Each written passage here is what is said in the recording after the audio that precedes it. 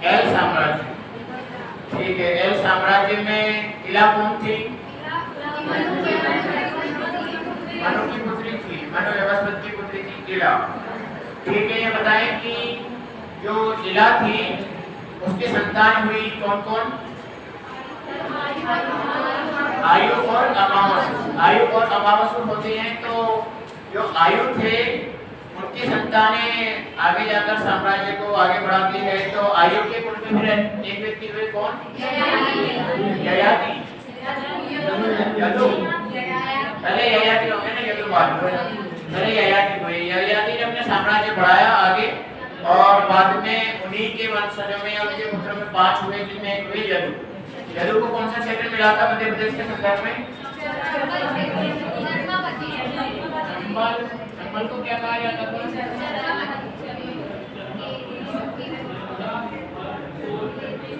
कर्मावती। और बेतवा को? बेतवा को कोवती। सुक्तिमती के। ओके, ठीक है। आवाज नहीं आ रही? आज ये खराबी आ रही है।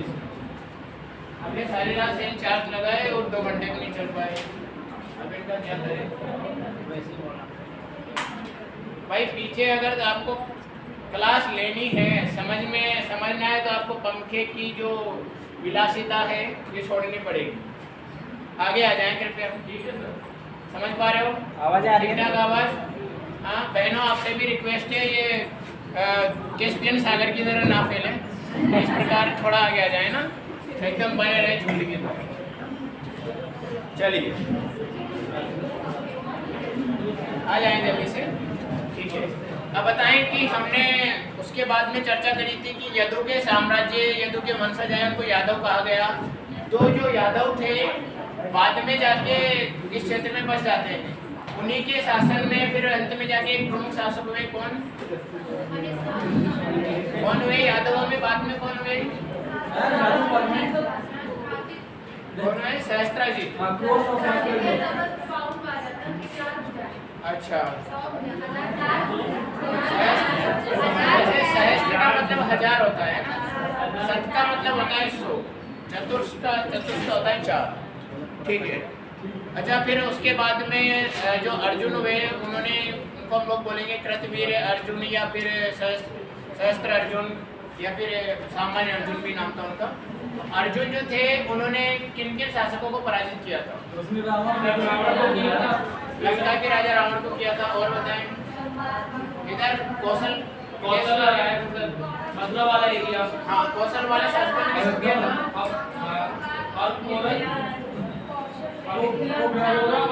पौरवराज और त्रिशंकु। पौरवराज और त्रिशंकु। जमदग्नि के कौन थे? तारकोट। जमदग्नि के तारकोट और कौन थे? मनसीनाथ। ठीक है, इन शासकों को पराजित किया था कृतवीर अर्जुन ने। फिर उसके बाद में कौन हुए? नहीं, इस एल साम्राज्य, या जिसको हम यदु साम्राज्य बोलेंगे, उसके बाद में शासक कौन होते हैं? कौन होते हैं? महेशमंत अपने साम्राज्य में एक जो मालवा वाला क्षेत्र था, इसके पहले अगर हम लोग बात करें तो और भी शासक हुए, लेकिन महेशमती नामक जगह की स्थापना करते हैं। किले का नाम महेशमती नाम से रखते हैं, महेशमंत। ठीक है, महेशमंत ने इसकी स्थापना कर दी। फिर उसी ययाति के साम्राज्य में आगे चल के एक शासक होते हैं। कौन होते हैं? जो अवंती के नाम से जाने जाते हैं। और अवंती के नाम पर ही एक क्षेत्र का नाम क्या पड़ता है? अवंती पड़ता है। मालवा में एक क्षेत्र है अवंती। अवंती हम वर्तमान में किसको जानते हैं? उज्जैनी वाले क्षेत्र को जानते हैं। तो कल हमने थोड़ा देखा था, इससे पहले हमने पाषाण काल की चर्चा करी थी। तो बताएं, महापाषाण काल के साक्ष्य मध्य प्रदेश में कहाँ से देखे गए? रीवा और सिवनी से। महापाषाण काल के साक्ष्य रीवा और सिवनी से देखे गए। ठीक है, ये बताएं कि हमने एक शैल चित्र देखे थे, गुफा चित्र, ये कहाँ से प्राप्त हुए थे हमें मध्य प्रदेश में? कहाँ से प्राप्त हुए थे? भीमबेटका रायसेन से। अच्छा, आजमगढ़ जो होशंगाबाद में, वहाँ से क्या प्राप्त हुआ था? 4 प्राप्त हुए थे उसमें, और कुत्तों के साथ मतलब यहाँ से भी आदमगढ़ से भी हमें शैलाश्रय प्राप्त हुए, यानी कि शैल यानी कि जो घर बने रहते हैं गुफा, वो प्राप्त हुए। उसके बाद में हमने देखा कि ताम्रपाषाण कालीन बस्तियों में सबसे पहले बस्ती कौन सी थी? कायथा। कहाँ है? उज्जैन में। अच्छा, एक प्रश्न है आप लोगों से, डांगवाला, नागदा, कायथा और खेड़ीनामा, इनमें से कौन सा स्थान उज्जैन में नहीं है? खेड़ीनामा नहीं है। खेड़ीनामा कहाँ है? होशंगाबाद में खेड़ीनामा। ठीक है। कायथा को किस प्राचीन एक व्यक्ति की जन्मभूमि कहा जाता है? वराहमिहिर की जन्मभूमि कहा जाता है। क्या क्या बोल रहे हो? आधुनिक वेधशाला है यहाँ पे जो वराहमिहिर के नाम से। अच्छा, आधुनिक वेधशाला का नाम वराहमिहिर के नाम पर रखा गया। चलिए ठीक है, वेरी गुड। चलो अब हम साथ में बात कर लेते हैं बाद में कुछ महाजनपद काल की। कल हमने अनुश्रुति के आधार पर इतिहास मध्य प्रदेश का समझा था। अनुश्रुति मतलब हेयर से जो कहा गया, सुना गया, कोई लिखित साक्ष्य उसके बारे में प्राप्त नहीं होते, लेकिन कहा गया कि इस तरह से शासक हमारे यहाँ पर हुए। अब थोड़ा सा हम लोग बात करते हैं महाकाव्य काल के बारे में। महाकाव्य काल, भारत के दो प्रसिद्ध महाकाव्य कौन से हैं? कौन से हैं? रामायण और महाभारत। रामायण के रचयिता कौन थे? महर्षि वाल्मीकि। कहाँ से थे? सतना में है वाल्मीकि आश्रम? नहीं है। चित्रकूट के सतना में नहीं आता है क्या? है ना, जिला है सतना, उसी के अंतर्गत तो चित्रकूट आता है। आधा आधा है।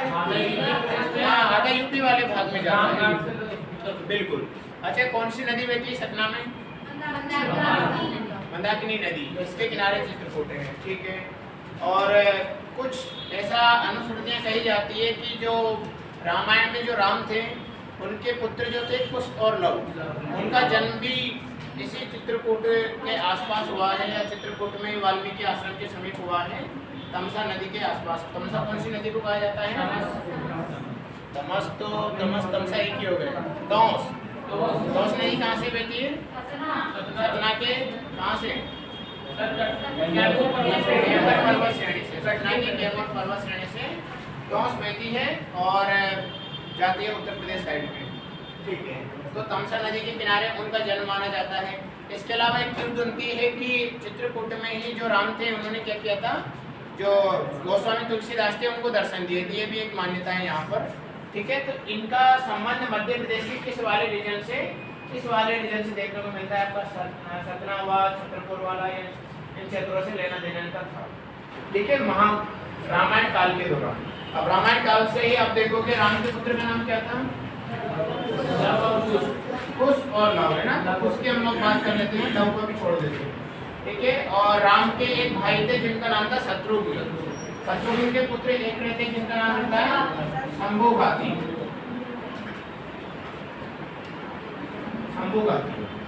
तो कुछ जो थे, इनके बारे में कहा जाता है कि इन्होंने मध्य प्रदेश में किस क्षेत्र में शासन किया? इस वाले क्षेत्र में, विदिशा वाले क्षेत्र में इनका शासन हमें देखने को मिलता है। ठीक है। और शंभुघाती जो थे, किनके पुत्र थे? शत्रुघ्न के पुत्र थे। उनके बारे में भी देखने को मिलता है कि शंभुघाती ने विदिशा वाले क्षेत्र में शासन किया था। और जो शंभुघाती ये थे कुश, इनका दंडकारण्य वाला क्षेत्र जो है बस्तर, वर्तमान में छत्तीसगढ़ में पड़ता है बस्तर, उस वाले क्षेत्र में इनका क्या रहता है? साम्राज्य रहता है। मतलब कि दक्षिणी कौशल इसको कहा जाता था उस समय में। उत्तरी कौशल मतलब वही अयोध्या वाला क्षेत्र, और दक्षिणी कौशल का मतलब यहाँ पर है इस वाले क्षेत्र में उसका साम्राज्य था। और जो शंभुघाती थे उनका साम्राज्य था विदिशा वाला भी। इन क्षेत्रों में रामायण काल के जो शासक हुए और इनका लेना देना मध्य प्रदेश से था। जब छत्तीसगढ़ मध्य प्रदेश से अलग नहीं हुआ 2000 के पहले, उस समय तो छत्तीसगढ़ भी यही था। इसीलिए इन दोनों का लेना देना मध्य प्रदेश के इतिहास से। ठीक है। अब महाभारत की बात कर लेते हैं। तो महाभारत के काल में भी जो रामायण का काल है उसको क्या कहा जाता है अनुश्रुति के अनुसार? ऑप्शन दो, त्रेता, द्वापर, सतयुग, कलयुग। त्रेतायुग, है ना। त्रेतायुग कहा जाता है रामायण के काल को। उसके बाद में महाभारत के काल को क्या कहा जाता है? द्वापर का युग कहा जाता है। तो द्वापर युग में क्या होता है? महाभारत का जो नाम है वो महाभारत इसीलिए पड़ा, एक महत्वपूर्ण घटना होती है समय पे महाभारत का युद्ध। पहले इसका नाम जय संहिता था, फिर बाद में सहस्त्र संहिता पढ़ा गया, फिर बाद में महाभारत रखा गया। जब इसमें श्लोकों की संख्या बढ़ती चली गई उसी आधार पर इसके नाम भी बदलते गए। पहले जय संहिता हुआ, फिर उसके बाद सहस्त्र संहिता हुआ, फिर उसके बाद में महाभारत। ठीक है, तो इस दौरान जो महाभारत का युद्ध होता है, उस महाभारत के युद्ध में क्या होता है कि कुछ शासक कौरवों की तरफ से लड़ाई में भाग लेते हैं, कुछ शासक पांडवों की तरफ से लड़ाई में भाग लेते हैं। अब बात करें कि पांडवों की तरफ से लड़ाई में भाग किसने लिया, तो हम महाजनपदों के बारे में पढ़ते हैं। तो मध्य प्रदेश में 2 महाजनपद पड़ते हैं, और कौन से? अवंती और त्रिशेणी। तो उन महाजनपदों में और उस समय में जो तत्कालीन नगर थे उन्होंने इन युद्धों में भाग लिया। अब हम बात करेंगे कि ये जो रीजन है, एक तो बुंदेलखंड वाला रीजन, ये वाला बुंदेलखंड का रीजन है, तो ये रीजन और थोड़ा सा बंदेलखंड वाला रीजन, इन क्षेत्रों ने पांडवों की तरफ से युद्ध में भाग लिया। ये पांडवों की तरफ थे और पांडवों की तरफ से ये लड़े। और कुछ शासक जो थे वो कौरवों की तरफ से लड़ते हैं। पांडवों की तरफ से लड़ने वाले शासकों के आप नाम लिख लें, कुछ जो क्षेत्र थे, शासक नहीं मतलब जो क्षेत्र थे जो लड़े थे। पांडवों की तरफ से लड़ते हैं वत्स। वत्स की कैपिटल क्या है? महाजनपद है वत्स, कौशाम्बी, बिल्कुल सही, महाजनपद है वत्स और इसकी कैपिटल है कौशाम्बी। ये मध्य प्रदेश में नहीं है, लेकिन याद रखना कि ये इनकी तरफ से लड़ते हैं पांडवों की तरफ से। इसके अलावा चेदी, चेदी की कैपिटल शक्तिमती, और चेलिए जाट के अनुसार ये आप लोगों को याद रखें। ठीक है, हाँ वत्स ग्वालियर वाला जो रीजन है ना, आप देखोगे ग्वालियर को गालो ऋषि की भूमि भी कहा जाता है। ठीक है, ग्वालियर के ऊपर वाला जो क्षेत्र है जी, उत्तर प्रदेश का भी कुछ एरिया, उत्तर प्रदेश का भी एरिया शामिल है उसमें, बिल्कुल। ठीक है, अब और लिख लें आप इसी के साथ में कारूस। कारूस हमने कल पढ़ा था, कौन सा क्षेत्र आएगा? बघेलखंड वाला रीजन, कारूस।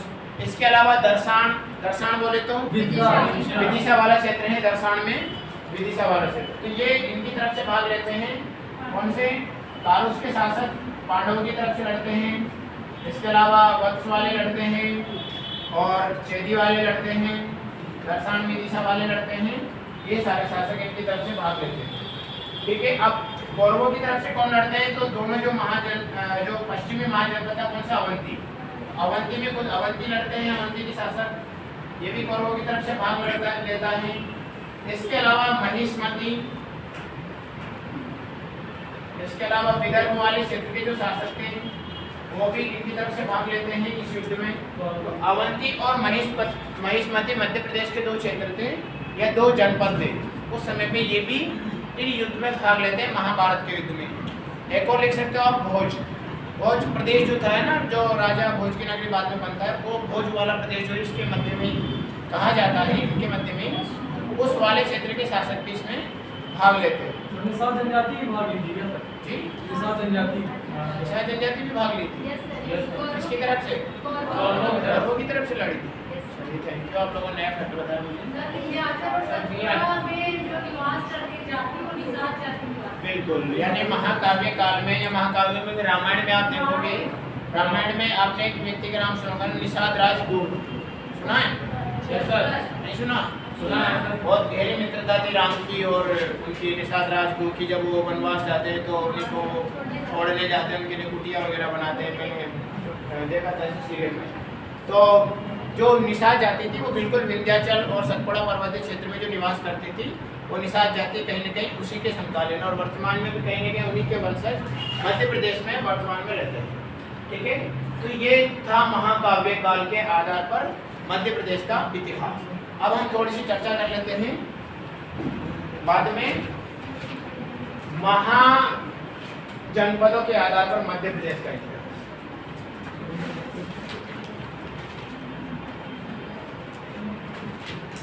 कितने महाजनपद हुए? 16। ठीक है, बौद्ध धर्म ग्रंथों और जैन धर्म ग्रंथों या अंगुत्तर निकाय या भगवती सूत्र के अनुसार हम लोग देखते हैं 16 महाजनपद होते हैं। 16 में अभी नहीं देखने हैं, ये आपकी नैतिक जिम्मेदारी कि आप भारत के इतिहास के अंतर्गत 16 महाजनपद और उनकी कैपिटल और वर्तमान में वो कौन सा रीजन है। जैसे कि मैं कहूँ कि विराटनगर या जो मत्स्य है इसकी कैपिटल विराटनगर है, तो आपको पता होना चाहिए कि जयपुर राजस्थान वाला एरिया है। मैं कहूँ कि पाटली पोतनिया जिसको बोलते हैं दक्षिण वाले क्षेत्र में गोदावरी नदी पर, वो आप गांधार याद रखें ऐसे ऐसा है। चलिए, तो आपको उनके लोकेशन वर्तमान में क्या है लगभग वो भी पता होना चाहिए। नहीं मिले तो कम से कम जो आपका एटलस है, एटलस में पीछे हिस्ट्री भी दी हुई है, भारत का इतिहास भी दिया हुआ है, उसमें लिखा हुआ है महाजनपद पीरियड, महाजनपद काल, उसमें देखें ठीक ठाक आपको मिल जाएगा। चलिए, तो महाजनपदों में मध्य प्रदेश में 2 महाजनपद मुख्य रूप से होते हैं। कौन कौन से? चेदी और अवंती। ठीक है, चेदी मतलब किस क्षेत्र के बारे में हम लोग प्रयोग कर रहे हैं? पूर्वी बुंदेलखंड वाला क्षेत्र। ठीक है, पूर्वी बुंदेलखंड यानी कि बुंदेलखंड तो है लेकिन ये वाला भाग जिसमें उत्तर प्रदेश वाला रीजन भी शामिल होता है। ठीक है, इसीलिए याद रखिएगा।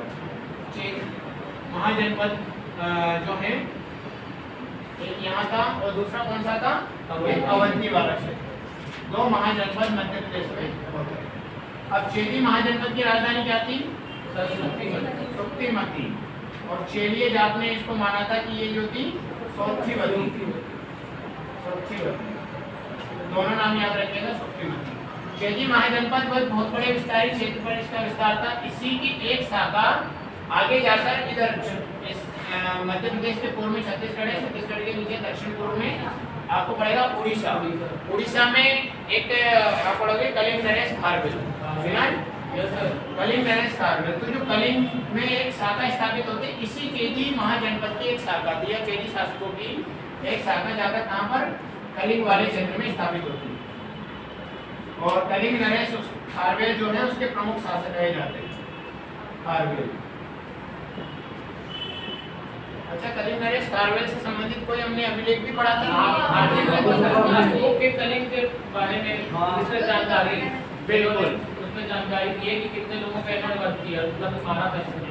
तो हाथीकुंपा अभिलेख किससे संबंधित है? कलिंग नरेश खारवेल से। और कलिंग नरेश खारवेल किनसे संबंधित है? चेदी महाजनपद से संबंधित है। अब ये चेदी महाजनपद जो है बहुत बड़ा महाजनपद था, एकदम शक्तिशाली था, बहुत सारे शासक इसमें होते हैं। एक शासक इस जनपद से रिलेटेड है जिनका नाम था, आपको नाम ही याद है? वेरी गुड, क्या नाम था? शिशुपाल। तो शिशुपाल के बारे में कहानी आती है कि जो कृष्ण भगवान थे उन्होंने अपने सुदर्शन से इनका सिर काट दिया था। ठीक है, ये कहा जाता है इनकी बुआ के लड़के थे। तो 100 गलतियां माफ, फिर उसके बाद साफ किया शिशुपाल के साथ में। ऐसी कहावत है, क्यों बनती है कि शिशुपाल को इन्होंने मारा था। बाद में कालांतर में क्या होता है कि जो चेदी महाजनपद है वो कमजोर हो जाता है, और जब मगध वाले क्षेत्र पर महापद्मनंद का शासक होता है, महापद्मनंद जो है नंदवंश की स्थापना करते हैं, उसी दौरान महापद्मनंद इस चेदी जनपद पर अटैक करते हैं और इसको अपने मगध साम्राज्य में शामिल कर लेते हैं। तो चेदी महाजनपद का चैप्टर क्लोज। यहाँ तक समझ में आया सभी को? ओके, अब बात करते हैं अवंती वाले महाजनपद के, अवंती वाले क्षेत्र की। तो अवंती महाजनपद के बारे में आप सबको पता है कि अवंती उज्जैन वाले क्षेत्र को कहा जाता है, और इसकी 2 कैपिटल हुआ करती थी। ऊपरी अवंती, उत्तरी अवंती को क्या बोलते थे हम लोग? उज्जैनी। उज्जैनी इसकी कैपिटल हुआ करती थी। दक्षिण वाले अवंती की महिष्मती इसकी कैपिटल हुआ करती थी। मतलब अवंती के 2 क्षेत्र थे, उत्तरी अवंती और दक्षिण अवंती। तो उत्तरी की राजधानी उज्जैनी थी, दक्षिण की राजधानी महिष्मती थी। इसमें भी बहुत सारे शक्तिशाली शासक होते हैं, और एक समय रहता है जबकि भारत वाले क्षेत्र में प्रमुख शासक रहते हैं मगध पर बिंबिसार। बिंदुसार नहीं कह रहा मैं यहाँ पे, बिंबिसार की बात कर रहा हूँ। हर्रेक वंश के जो शासक रहते हैं, संस्थापक भी कहे जाते हैं। तो जो बिंबिसार रहते हैं उसी समय पे यहाँ पर भी एक शासक रहते हैं चंड प्रगोद। याद आ गया? बहुत फेवरेट है एमपीएससी के। चंड प्रगोद या प्रदोद भी आता है, चंड प्रगोद। अब इनको कहा जाता है, इनके बारे में पहला प्रश्न तो यही पूछ लिया जाता है कि जब मगध पे बिंबिसार का शासन था तो अवंती में कौन शासन कर रहा था? तो कौन कर रहा था? चंड प्रदोद। प्रबोध भी आता है, प्रदोद भी आता है, दोनों नाम प्रोनाउंसिएशन में याद रखिए। अब इसी समय से एक और प्रश्न पूछा, महात्मा बुद्ध के समकालीन कौन थे? मध्य प्रदेश से कौन से शासक थे? तो वो भी यही थे, चंद्र प्रबोध। क्योंकि महात्मा बुद्ध और बिंबिसार और चंद्र प्रबोध तीनों ही एक समय के शासक रहे हैं। मतलब महात्मा बुद्ध शासक नहीं थे, ये दोनों शासक और महात्मा बुद्ध इनके समय के रहे हैं। तो ऐसा कहा जाता है कि महात्मा बुद्ध और जो चंद्र प्रबोध थे वो जब बीमार हुए तो बिंबिसार के शासनकाल में एक उनका डॉक्टर था जीवक, ठीक है, जीवक था। जीवक की उन्होंने जीवक को भेजा था, काफी अच्छे रिलेशन के चंद्र प्रबोध के साथ में, काफी विद्वान व्यक्ति कहे जाते थे चंद्र प्रबोध, तो इनकी सेवा के लिए उन्होंने जीवक को भेजा था। इसमें बिंबिसार। तो मध्य प्रदेश के अवंती महाजनपद का लेना देना कहीं ना कहीं मगध जनपद से भी था, अच्छा रिलेशन भी उनका था मगध क्षेत्र से। और बाद में जाके क्या होता है, जब हर्यक वंश समाप्त हो जाता है और नंद वंश की स्थापना हो जाती है, तो नंद वंश की स्थापना के दौरान इस अवंती महाजनपद का विलय भी मगध जनपद में ही या मगध साम्राज्य में हो जाता है। तो दोनों महाजनपद किसके अंतर्गत चले गए? कहाँ चले गए? मगध के अंतर्गत चले गए। ठीक है, अब हम बात करते हैं आगे की स्टोरी।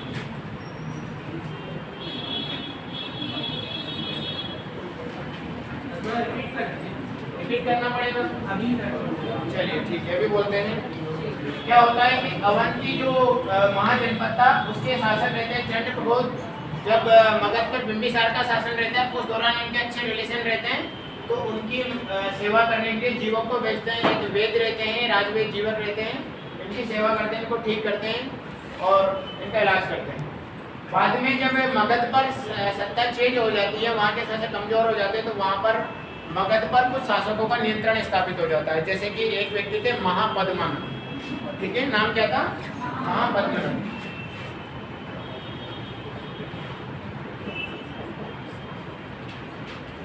ये क्या करते हैं, मगध में नंद वंश की स्थापना करते हैं।